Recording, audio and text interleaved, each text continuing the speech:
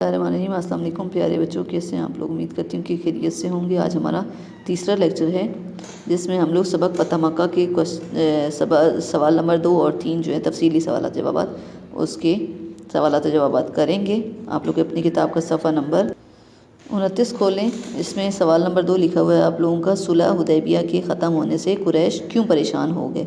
इस सवाल के जवाब के लिए आप लोग किताब का सफ़ा नंबर 25 खोलें। सफ़ा नंबर 25 है। इसमें आप लोगों ने यहाँ से शुरू करना है, ठीक है। इसमें जो पहली आप लोग हेडिंग देंगे, पहली हेडिंग आप लोगों की ये मैंने लिख दिया, 1 हेडिंग कुरैश तशवीश में मुब्तला हो गई। ये हेडिंग दे के यहाँ से लेकर आप लोग यहाँ तक लिखेंगे, ठीक है। उसके बाद आप लोग दूसरी हेडिंग, ये लिखने के बाद दूसरी हेडिंग देंगे। ये दूसरी हेडिंग है मुआहदा हुदैबिया की तजदीद। ये सेकंड हेडिंग देने के बाद आप लोग यहाँ से यहाँ तक लिखेंगे, ठीक है। उसके बाद आप लोग तीसरी हेडिंग देंगे, अबू सुफियान की मदीना में आमद। ये आप लोगों की तीसरी हेडिंग होगी, ठीक है।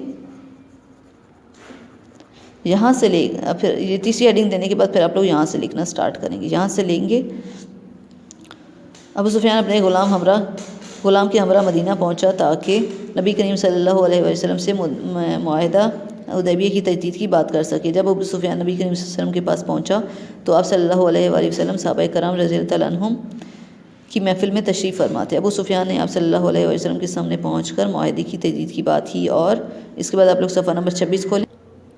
सफ़ा नंबर 26 के ऊपर ये जो पैराग्राफ है पीछे से जो स्टार्ट होता है, खुद ख़दशे का इज़हार किया कि हमारे और आप सल्लल्लाहु अलैहि वसल्लम के खलीफों के दरमियान जो कुछ हुआ है, आप सल्लल्लाहु अलैहि वसल्लम उसका बदला लेंगे। ये सब यहाँ से यहाँ तक आपका जो सेकंड है, ये वाला पैराग्राफ जो है पेज 26 के ऊपर, यहाँ तक ये सारा आप लोगों का इस सवाल का जवाब होगा, ठीक है। पीछे की 3 हेडिंग्स हैं। आप लोग पहली हेडिंग कुरैश तशवीश में मुब्तला हो गए, दूसरी हेडिंग जो बन रही है वो हमारे पास मुआहदा हुदैबिया की तजदीद, और तीसरी हेडिंग अबू सुफियान की मदीना आमद, ठीक है। ये 3 हेडिंग्स के साथ आप लोग इस सवाल को करेंगे। तीसरा सवाल है हमारा, फ़तह मक्का के बाद नबी करीम सल्लल्लाहु अलैहि वसल्लम का तर्ज़ अमल क्या था, ठीक है। तो इसके लिए आप लोग किताब का जो सफ़ा नंबर है 27, सफ़ा नंबर 27 है आप लोगों का, हक आया और बातिल नाबूद हो गया। यहाँ से आप लोग सवाल नंबर 3 करेंगे। ये क्वेश्चन 3 लॉन्ग लिखा हुआ है, यहाँ से इसका जवाब शुरू होगा। इस तरह लिखते आएंगे। फिर उसके बाद जो है यहाँ से यहाँ तक, और जो नेक्स्ट पेज है आप लोगों का ये वाला, यहाँ से लेकर यहाँ तक आप लोगों का सारा इसमें आंसर होगा, ठीक है। तुम्हें मालूम है कि आज मैं तुम लोगों से क्या मामला करने वाला हूँ। सब ने एक ज़बान होकर कहा, आप सल्लल्लाहु अलैहि वसल्लम अब नबी करीम सल्लम करीम भाई और करीम भाई के बेटे हैं। यहाँ से सारा कुछ लिखते हुए अब आप लोग यहाँ तक इस क्वेश्चन को एंड करेंगे। अपने क़याम के दौरान नबी करीम सल्लल्लाहु अलैहि वसल्लम ने मुआज़ बिन जबल को नौ-मुस्लिमों की तालीम और तरबियत पर मामूर किया और दीगर इंतज़ामी अमूर निपटाए। यहाँ तक ये 2 सवालात आप लोगों के मुकम्मल हो जाते हैं। आप लोगों ने अपनी कॉपी के ऊपर इसको बहुत ही साफ़ सुथरे अंदाज में करना है। कॉपी के ऊपर जैसे आप लोग सबक का नाम, तारीख़ और दिन वगैरह लिखेंगे और उसके बाद सवाल नंबर लिख के तो इसको मुकम्मल करेंगे। एक बार फिर आप लोग देख लें कि सवाल ये जो तीसरा सवाल है इसका सफ़ा नंबर 27 और 28 के ऊपर जवाब है। यहाँ से आप लोग शुरू करेंगे सवाल नंबर 3, ठीक है। कहाँ से शुरू हो रहा है? कुरैश मक्का में मुसलमानों के लश्कर का मुकाबला करने की ताकत ना थी। खाना काबा में 360 बुत नस्ब थे और उनके पुजारी अपने माबूदों के मुस्तकबिल के बारे में गमगीन थे। नबी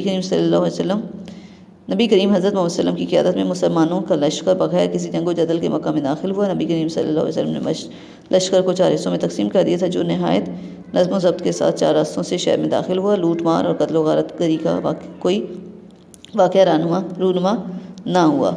ये सारा आप लोग लिखते हुए फिर उसके बाद आगे लिखा हुआ है, खाना काबा पहुँचने के बाद नबी करीम सल्लल्लाहु अलैहि वसल्लम ने तवाफ़ किया और 2 रकत नमाज़ पढ़ी। आब ज़मज़म पिया और कोहे सफ़ा पर जाकर खाना काबा की जानिब रुख करके दुआ की। उस वक्त खाना काबा के चारों तरफ छत पर और अंदर बहुत रखे हुए थे। इसके बाद आप सल्लल्लाहु अलैहि वसल्लम ने बुतों को अपनी छड़ी से गिराना शुरू किया। आप सल्लल्लाहु अलैहि वसल्लम बुतों को गिराते जाते थे और ये आयत तिलावत फरमाते जाते थे, अल हक़ व ज़हक़ल बातिलु इन्नल बातिला काना ज़हूक़ा। ये जो बनी इसराइल की आयत नंबर 81 है, इसका आप लोग तर्जुमा लिखेंगे। उसके बाद सफ़ा नंबर 28 पर है, खाना काबा के अंदर तमाम बुत निकाल फेंके और दीवारों पर बनी तस्वीर मिटाने के बाद आप सल्लल्लाहु अलैहि वसल्लम ने खाना काबा के अंदर शुक्राने की नमाज़ अदा की। काबा के सामने कुछ कुरैशी मक्का सर झुकाए खड़े थे। आप सल्लल्लाहु अलैहि वसल्लम ने उनसे मुखातिब होकर फरमाया, तुम्हें मालूम है आज के दिन आज मैं तुम लोगों से क्या मामला करने वाला हूँ। सब ने ज़ुबान होकर कहा, आप करीम भाई और करीम भाई के बेटे हैं। इस पर रहमतुल्लिल आलमीन ने आम माफ़ी का ऐलान करते हुए फरमाया, मैं वही कुछ कहता हूँ जो मेरे यूसुफ ने कहा था। आज तुम पर कोई मुआवजा नहीं, अल्लाह तुम्हें माफ़ फरमाए और वो बहुत रहम करने वाला है। जाओ तुम सब आज़ाद हो। ये सारा पैराग्राफ जितना भी है वो इस सवाल के जवाब में आएगा। फिर आप सल्लल्लाहु अलैहि वसल्लम ने खाना काबा की कुंजी जो है हज़रत उस्मान बिन तलहा को अता की और हज़रत बिलाल को अज़ान देने के लिए फरमाया। हज़रत बिलाल ने खाना काबा की छत पर खड़े होकर अज़ान दी। नबी करीम सल्लल्लाहु अलैहि वसल्लम मक्का में 15 दिन क़याम फरमाया। इस दौरान आप सल्लल्लाहु अलैहि वसल्लम ने मक्का के 9 मुस्लिमों से बैअत ली और मक्का के आसपास के इलाकों में जो बुत खाने मौजूद थे उन्हें सहाबा कराम के दस्ते भेजकर मिस्मार करवा दिया। मक्का के जिन मुशरिकीन ने इस्लाम कबूल कर लिया था उन्होंने भी अपने घरों में रखे हुए बुत तोड़कर बगलियों में फेंक दिए। कुछ मुहाजिरीन ने अपने छोड़े हुए घर वापस दिलाने की दरख्वास्त की जो उनकी मदीना हिजरत के बाद कुफार ने कब्ज़े में ले लिए थे, लेकिन नबी करीम सल्लल्लाहु अलैहि वसल्लम ने फरमाया, तुम्हारा जो माल अल्लाह की राह में चला गया है मुझे उसकी वापसी पसंद नहीं। इसके बाद किसी मुहाजिर ने अपना मकान वापस दिलवाने की दरख्वास्त नहीं की। नबी करीम सल्लल्लाहु अलैहि वसल्लम ने मक्का में मसरूफियात देखकर अंसार को खदशा हुआ कि कहीं आप सल्लल्लाहु अलैहि वसल्लम मक्का में ही क़याम न फरमा लें, लेकिन आप सल्लल्लाहु अलैहि वसल्लम ने यह कहकर उनके खदशा दूर कर दिए कि मेरी ज़िंदगी और मौत तुम्हारे साथ होगी। अपने क़याम के दौरान नबी करीम सल्लल्लाहु अलैहि वसल्लम ने मुआज़ बिन जबल को 9 मुस्लिमों की तालीम और तरबियत पर मामूर किया और दीगर इंतज़ामी अमूर निपटाए। जी, यहाँ तक आप लोगों को ये अब सारा इसकी रीडिंग भी करके बता दी है कि यहाँ तक इस सवाल का जवाब है। अब आप लोगों ने इसको अपनी कॉपी पर लिख लेना है। आज का हमारा जो तीसरा लेक्चर है यहाँ पे ख़त्म होता है। अपना ख्याल रखिएगा। अल्लाह हाफ़िज़।